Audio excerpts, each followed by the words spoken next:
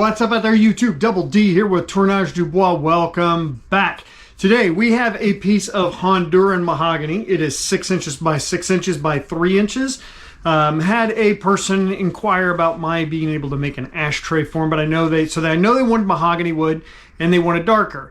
So this one's not quite as dark as I think they would like. What we're going to do is we're going to get a mahogany stain and put on it as well. But we're going to make them an ashtray, and I'm going to do something a little bit different that I haven't done before. I want to do a metal inlay in the bottom. So part of this video I'll be recording at a buddy's shop. We're going to melt down some pewter and pour that in for an inlay. So we'll have some fun with all that, some new techniques and processes, but let's get going.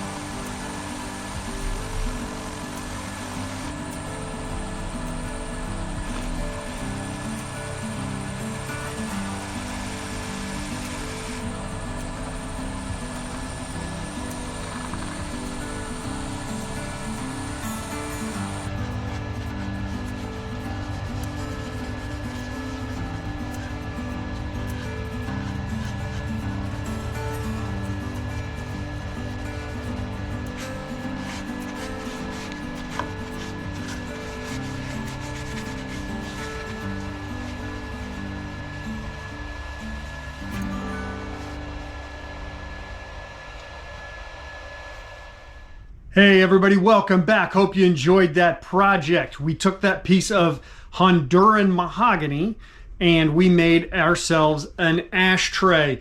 It's approximately 6 inches across, about 2.5 inches deep, which is about as big as you really need for an ashtray.